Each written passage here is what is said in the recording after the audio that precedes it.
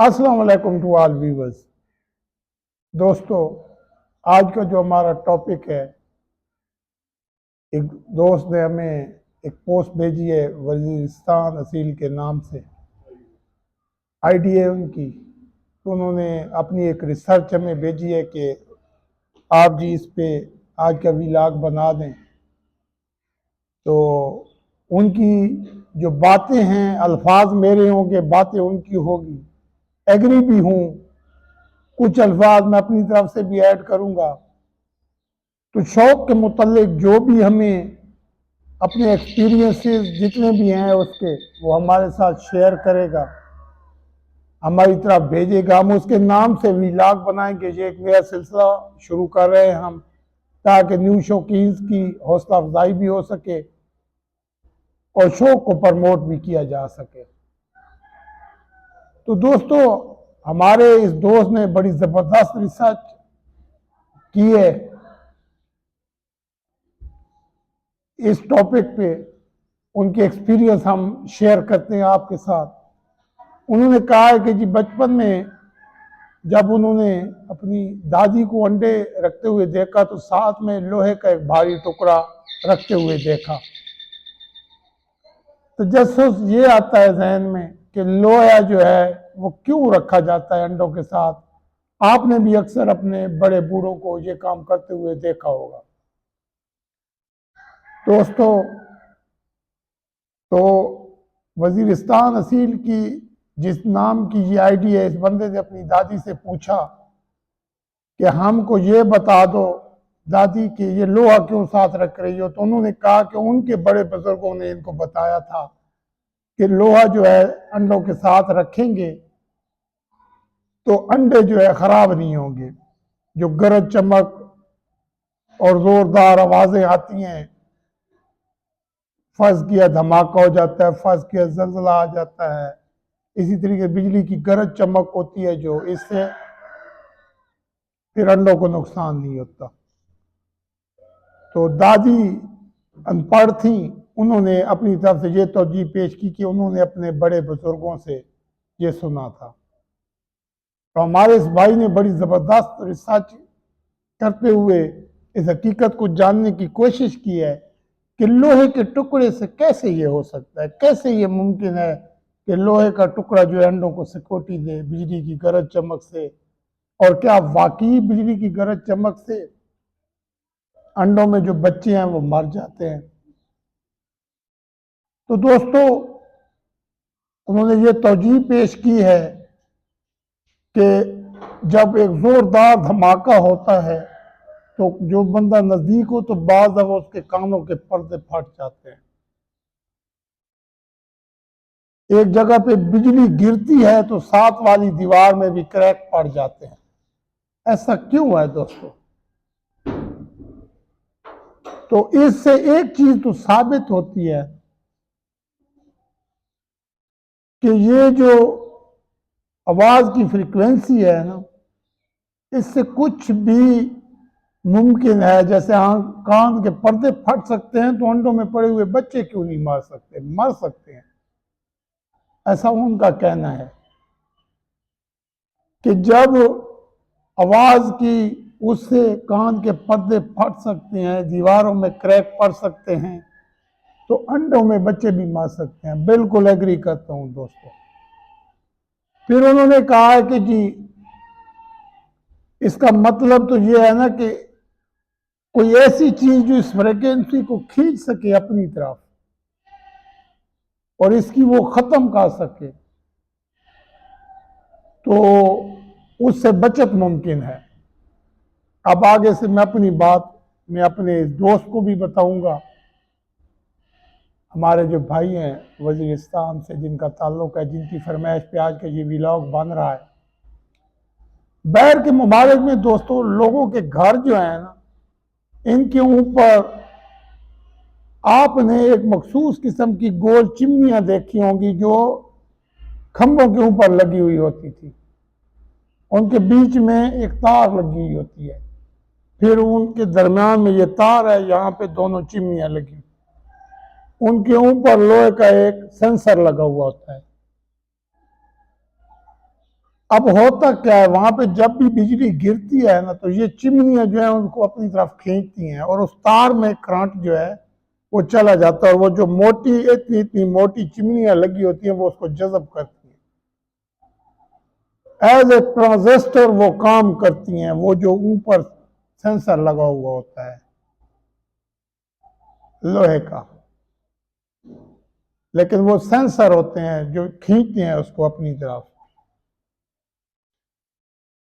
लोहे के साथ, अब मैं साइंटिस्ट तो हूं नहीं, मैं कह सकूं कि लोहा जो है वो भी खींच लेता है, वो भी एज ए सेंसर के तौर पे काम करता है या नहीं करता, ये तो कोई साइंसदान ही आपको बेहतर बता सकता है।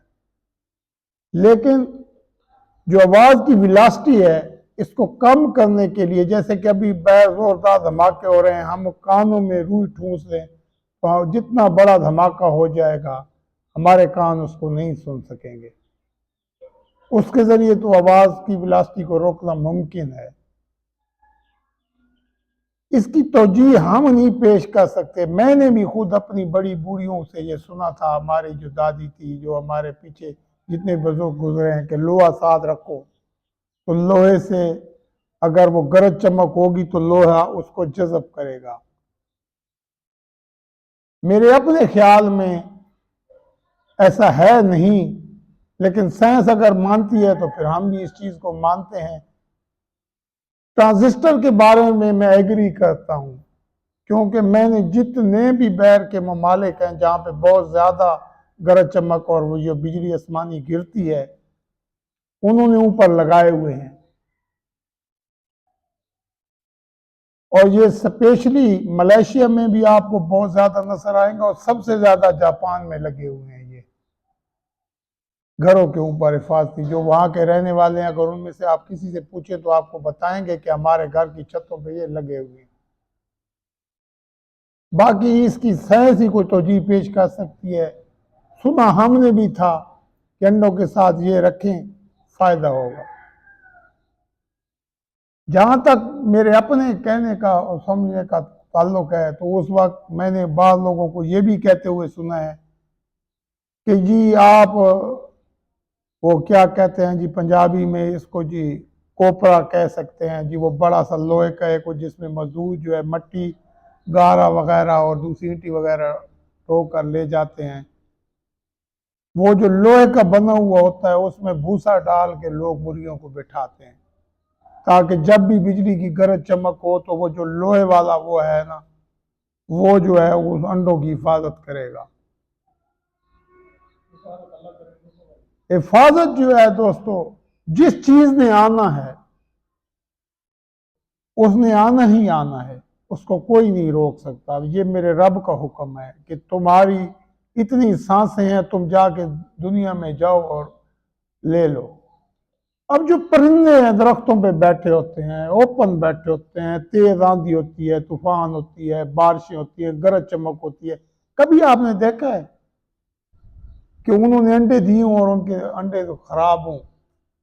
मैंने बहुत कम देखे। हाँ, मादा छोड़ के चली जाए और बात, अगर मादा अंडों पे बैठती है, कितने कबूतर चिड़ियां परिंदे मुख्तलिफ आपने देखे होंगे, वो दो दो अंडे देते हैं, चार चार अंडे देते हैं, सभी बच्चे निकल आते हैं। क्यों निकल आते हैं?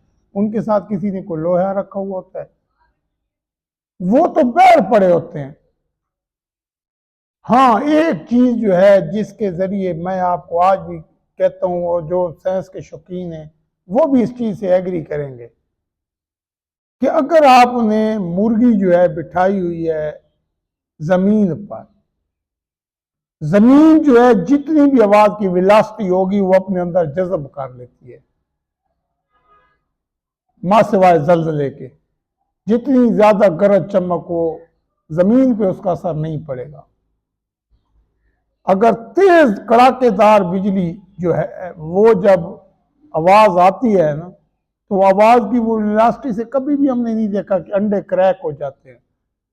अंदर जो चूजा होता है ना, इसके अंदर भी दिल होता है, नाजुक होता है। जब इतनी जोरदार आवाज यकदम कड़ाकेदार गूंजती है ना, ऐसा मेरा कहना है, साइंस की बात नहीं कह रहा हूं, हो सकता है आप मेरे से एग्री ना करें, तो उस गरज की जो जोरदार आवाज है ना, उससे बाज टाइम ये चूजा जो होता है ना, जिसका बिल्कुल नाजुक दिल है जी, दिल तो होता है ना सब में, तो ये जो है ना, ये दिल खौफ की वजह से फट जाता है। ये ऐसा मेरा कहना है, जरूरी नहीं है कि ये सही हो, क्योंकि मैं अंदर अंडे के अंदर जाके तो नहीं रिसर्च कर सकता। ये मेरी एक जहन की बात है कि एक बहुत ज्यादा खौफनाक गरज हुई है बिजली की।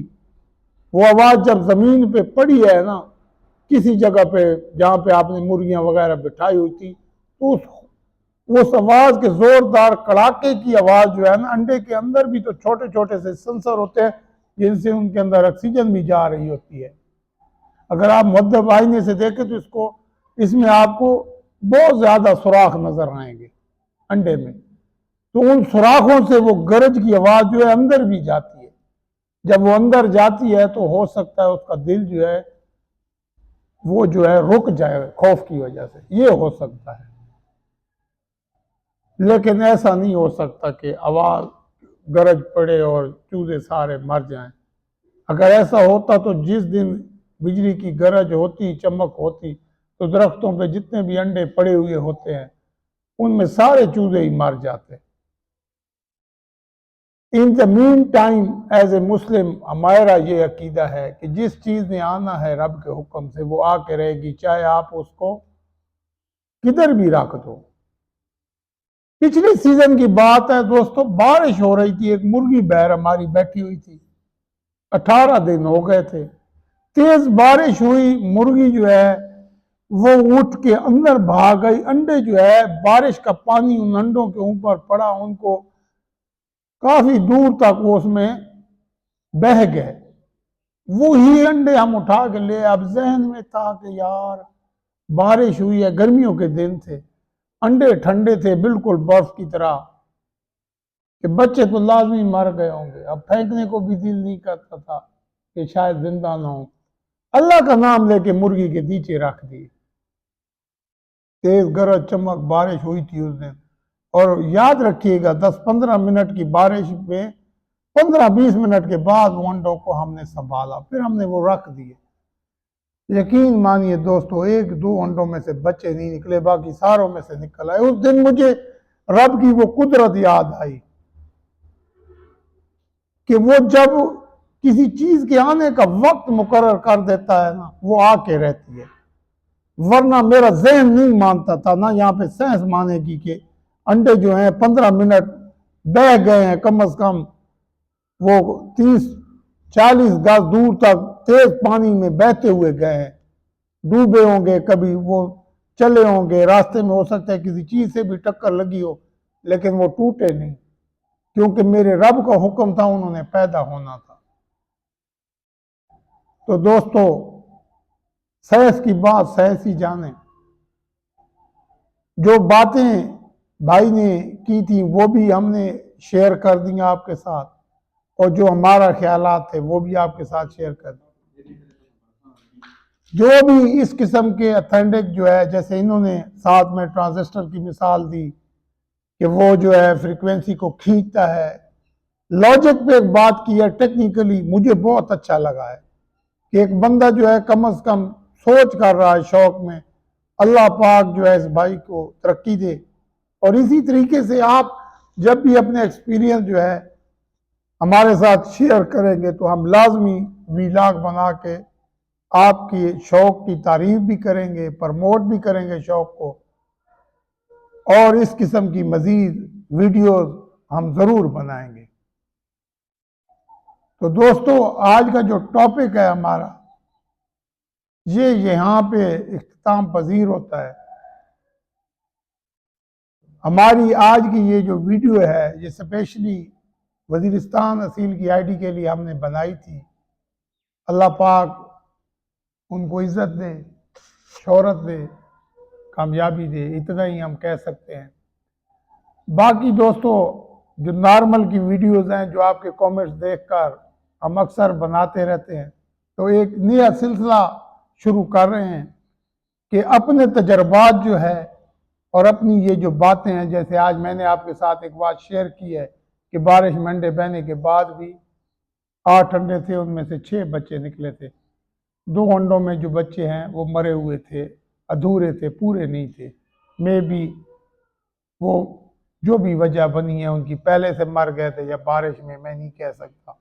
6 निकले थे 12 और नॉर्मल थे। इस तरह की जो भी वीडियो हमारे साथ आप पोस्ट हमारे साथ शेयर करेंगे तो हम इस पे अपने डेली व्लॉग में बात करेंगे। दोस्तों, रमज़ान का आखिरी अशरा शुरू हो चुका है। रहमतों भरा महीना अपने इख्तिताम की तरफ बढ़ रहा है। इसमें हमने हमेशा जो है जितनी ज़्यादा इबादत करनी है वो कर लें। हो सकता है अगला रमज़ान जो है हमको नसीब ना हो। अल्लाह पाक हमको, हमारे सारे मुसलमान भाइयों को और हमारे तमाम शौकीन भाइयों को अगला रमज़ान देखने रखने की तौफीक दे और हमारे जितने भी आबाओ अजदाद दुनिया से चले गए हैं सबकी मग़फ़िरत करे। एंड पे हमारा आज भी वही नारा है कि शौक़ और शौकीन दोनों सलामत रहें। बहुत शुक्रिया जी। अल्लाह हाफ़िज़।